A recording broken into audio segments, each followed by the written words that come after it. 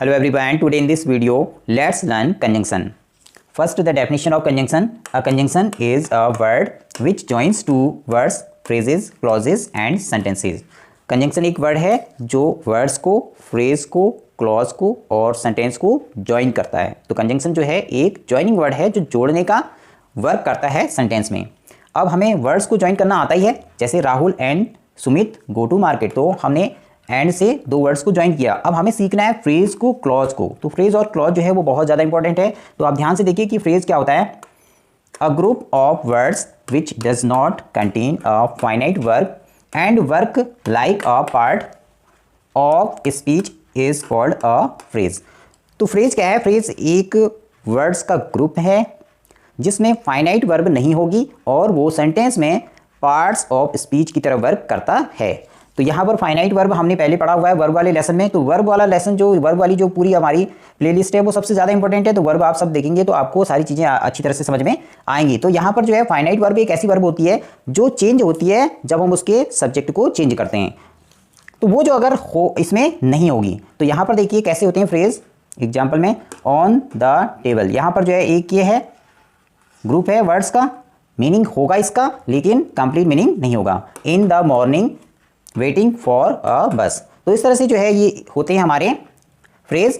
Group होंगे words के, meaning होगा इसका बट कंप्लीट मीनिंग नहीं होगा. जैसे हमने कहा इन द मॉर्निंग, मॉर्निंग में, लेकिन जो है पूरा मीनिंग कंप्लीट नहीं है. वेटिंग फॉर अ बस, तो यहाँ पर जो है वेटिंग जो है ये है verb but this is not finite verb, this is non finite verb. तो नॉन फाइनाइट वर्ब हो सकती है.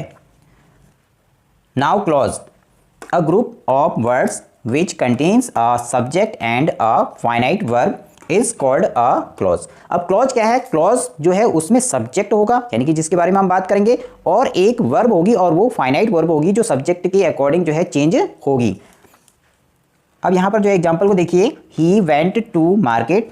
यहाँ पर देखिए सब्जेक्ट भी है, वर्ब भी है और ये जो है ऑब्जेक्ट भी है. तो ये हमारा क्लॉज, क्योंकि एक सब्जेक्ट भी होगा क्लॉज में, contain a subject and a finite verb, और ये फाइनाइट वर्ब होगी जो सब्जेक्ट के अकॉर्डिंग चेंज होगी. इन द इवनिंग जो है एक फ्रेज है. तो इस तरह से एक क्लॉज और एक फ्रेज को मिला के जो है हम सिंपल सेंटेंस बनाते हैं. There are two types of clauses. अब क्लॉज जो हैं वो दो तरीके के होंगे. एक होगा independent clause and second dependent clause. तो there are two types of clauses. बहुत ज़्यादा इंपॉर्टेंट है, ध्यान से देखिए. क्लॉज दो तरीके के होते हैं. एक होता है इंडिपेंडेंट क्लॉज, दूसरा होता है डिपेंडेंट क्लॉज. इंडिपेंडेंट क्लॉज ऐसा क्लॉज है जिसका अपने आप में कंप्लीट मीनिंग होगा, उसको दूसरे किसी क्लॉज की जरूरत नहीं होगी. डिपेंडेंट क्लॉज ऐसा क्लॉज होता है जिसको इंडिपेंडेंट क्लॉज की जरूरत होती है उसके मीनिंग को कंप्लीट करने के लिए. अब यहाँ पर जो है इसको हम एग्जाम्पल से समझते हैं. If you work hard you will succeed in your life. तो यहाँ पर दो क्लॉज हैं. यहाँ पर देखिए एक क्लॉज ये है और दूसरा क्लॉज जो है ये है. तो दो क्लॉज में आप बताइए जो है, सोचिए कि कौन सा डिपेंडेंट क्लॉज है और कौन सा इंडिपेंडेंट क्लॉज है इन दोनों में. अब पहले वाले में देखिए आप, इफ यू वर्क हार्ड, मैंने कहा अगर आप हार्ड वर्क करेंगे का मीनिंग कंप्लीट नहीं है, क्योंकि जो है क्या होगा उसके बाद इसका आपको अभी तक पता नहीं है. You will succeed in your life. अब मैंने कहा you will succeed your life, आप अपने लाइफ में सक्सेस सफल होंगे. अगर मैं ये बात कहता हूं तो आपको समझ में आ रहा है मीनिंग. तो this is the independent clause because it has complete meaning and this side this is dependent clause. तो इस तरह से डिपेंडेंट और इंडिपेंडेंट क्लॉज से हम एक सेंटेंस बनाते हैं. अगर पूरा पढ़ेंगे तो पूरा ये मीनिंगफुल हो जाएगा. If you work hard you will succeed in your life. अगर आप कठिन परिश्रम करते हैं तो आप लाइफ में सफल होंगे, यानी कि सफल होते हैं. अब यहाँ पर देखेंगे हम, there are three types of conjunction. अब हमने जो है वर्ड्स को पहले हम जानते हैं, फ्रेज को भी समझ गए हैं हम, और क्लॉज भी हमारे समझ में आ गया, फ्रेज भी हमारे समझ में आ गया और क्लॉज भी हमारे समझ में आ गया. तो अब हम कैसे इनको ज्वाइन करते हैं? तो ये हैं हमारे ज्वाइनिंग वर्ड जिन्हें हम सबऑर्डिनेटिंग कंजंक्शन, कोऑर्डिनेटिंग कंजंक्शन और कोरिलेटिव कंजंक्शन कहते हैं. तो अलग अलग तरीके से तीन तरीके के जो कंजंक्शन होते हैं, पहले इनको सारे समझेंगे हम, फिर कैसे इनकी हेल्प से ज्वाइन करेंगे, जोड़ेंगे सेंटेंस को, ये इसके बाद हम सीखेंगे. तो आप देखिए सबऑर्डिनेटिंग कंजंक्शन कौन कौन से होते हैं, ये सब याद करने हैं आपको. As, because, since, before, after, till, while, when, if, that, though, although, unless, as, soon as, which, where, why, how, then, when, what, who, whom, whose, until, in case, और वेन एवर भी है. When ever इसमें हमने नहीं लिखा तो when ever भी है. और भी बहुत सारे हैं. तो इतने जो है इंपॉर्टेंट सारे लिख लिए हमने. अब इसको जो है कैसे हम इसको ज्वाइन करते हैं, इसके हेल्प से ये सीखेंगे. यहाँ पर देखिए, when ever you need me, जब भी जो है आपको मेरी जरूरत हो. तो ये हो गया एक क्लॉज. दूसरा क्लॉज है I am ready to help you, मैं आपकी हेल्प करने के लिए रेडी हूं। तो there are two clauses in this sentence. First clause जो है वो डिपेंडेंट क्लॉज है, जैसे हमने कहा व्हेनेवर यू नीड मी, जब भी आपको मेरी जरूरत हो। तो जो है मीनिंग कंप्लीट नहीं है, आप सोचोगे कि क्या आगे का जो है मीनिंग कंप्लीट नहीं है, तो this is the dependent clause.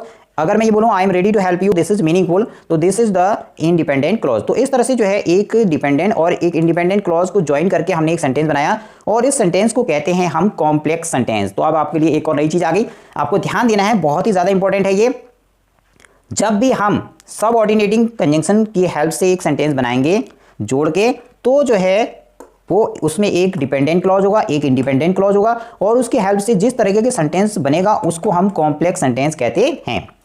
तो कॉम्प्लेक्स सेंटेंस आपके जो है कई एग्जाम में भी आता है, तो आपको समझ में आना चाहिए कि जब हम दो सेंटेंस को ज्वाइन करते हैं, एक डिपेंडेंट क्लॉज होता है उस सेंटेंस में, एक इंडिपेंडेंट क्लॉज होता है, तो इस तरह के सेंटेंस को हम कॉम्प्लेक्स सेंटेंस कहते हैं और उसके लिए हम इनको यूज करते हैं। तो अब यहाँ पर आप ये हमने यहाँ रखा है शुरू में, इसको हम बीच में भी रख सकते हैं। तो ये ज्वाइनिंग वर्ड कहीं पर भी आ सकता है, शुरू में भी आ सकता है, बीच में भी।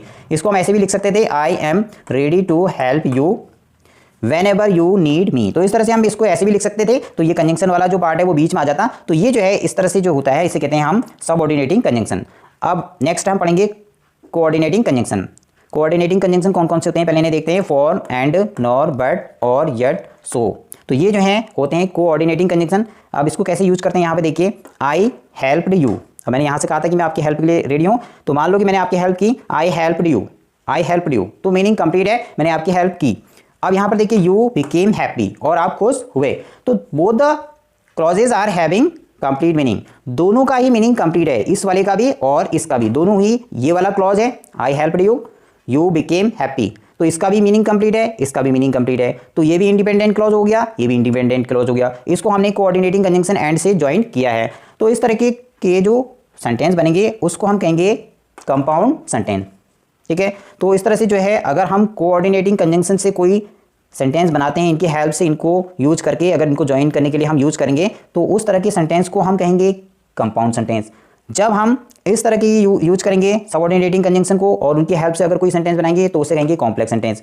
और जब हम कोई एक ही क्लॉज होगा जिसमें दूसरा एक ही क्लॉज होगा और वो होगा इंडिपेंडेंट क्लॉज और इसमें फ्रेज हो सकता है, तो इस तरह के सेंटेंस को हम कहेंगे सिंपल सेंटेंस। तो यहाँ पर खाली अगर इसको हम ये भी कहें ही वेंट टू मार्केट, तब भी ये पूरा एक इसका मीनिंग है, तब भी इसको हम सिंपल सेंटेंस कहेंगे। तो यानी कि जो इंडिपेंडेंट क्लॉज होता है उसको हम सिंपल सेंटेंस भी कहते हैं। अब लास्ट हम पढ़ेंगे कोरिलेटिव कंजंक्शन। तो ये कौन से होते हैं, not only but also, neither nor, either और। अब इसको जो है नाइदर भी पढ़ते हैं और नीदर भी। तो नाइदर नॉर, आइदर और, इफ, देन, बट, एंड। तो ये जो हैं होते हैं कोरिलेटिव कंजंक्शन। अब इसका देखिए कैसे यूज करते हैं, not only like this video but also subscribe this channel. तो नॉट ओनली यहाँ से ले लिया हमने, इसको पहले रखेंगे हम, फिर अदर वर्ड्स आ जाएंगे और उसके बाद जो है रिमेनिंग पार्ट जो है वो बाद में आएगा। Not only like this video but also subscribe this channel. तो ये जो है आपके लिए एक बहुत इंपॉर्टेंट जो सेंटेंस है, मैंने लिखा है कि आपको ये केवल लाइक ही नहीं करना है वीडियो को, चैनल को सब्सक्राइब भी करना है। क्यों? क्योंकि इसके बाद के जो वीडियोज़ हैं वो बहुत ही ज़्यादा इंपॉर्टेंट है। उन वीडियोज़ में हम सीखेंगे कैसे सेंटेंस को बनाते हैं। तो हम सीखेंगे टेंस को सबसे पहले, इसके बाद, क्योंकि टेंस की वीडियो आप इसके बाद में अपलोड करूँगा, टेंस की वीडियो बनाऊंगा, तो टेंस में आप सीखेंगे कैसे सेंटेंस को बनाया जाता है, किस टेंस में हम कैसे सेंटेंस को किस रूल की हेल्प से बनाते हैं। और उसके बाद हम सीखेंगे एक्टिव पैसिव, फिर सीखेंगे डायरेक्ट इनडायरेक्ट। ये तीन अगर आप सीख गए तो आपको इंग्लिश में सब कुछ फिर अच्छी तरह से आ जाएगा। उसके बाद इसका आएगा पार्ट 2। ये कंजंक्शन का पार्ट 1 है। यहाँ पर केवल हमने आपको अभी समझाया है कि कंजंक्शन कैसे होते हैं और कैसे उनका यूज करते हैं। आगे इसका जो पार्ट 2 हम तब पढ़ेंगे जब हम सेंटेंस बनाना सीख जाएंगे टेंस की हेल्प से और एक्टिव पैसिव और डायरेक्ट इनडायरेक्ट की हेल्प से। जब हम सेंटेंस को अच्छी तरह बनाना सीख जाएंगे तो इसका मैं पार्ट 2 बनाऊंगा कंजंक्शन का, और उसमें मैं बताऊंगा कि कैसे जो है ये सारे वर्ड का हमें यूज करना है और बड़े बड़े सेंटेंस बनाने हैं। तो कैसे हम सबऑर्डिनेटिंग कंजंक्शन का यूज करेंगे, कैसे कोऑर्डिनेटिंग का और कैसे कोरिलेटिव का, एक एक करके इनका यूज हम सीखेंगे इसके पार्ट 2 में। तो इसके आगे के वीडियोस बहुत ज़्यादा इंपॉर्टेंट हैं। अगर आप सारी वीडियोस देखेंगे तो डेफिनेटली आप इंग्लिश में पूरा अच्छी तरह से लिखना और बोलना सारा अच्छी तरह से आप इंग्लिश सीख जाएंगे।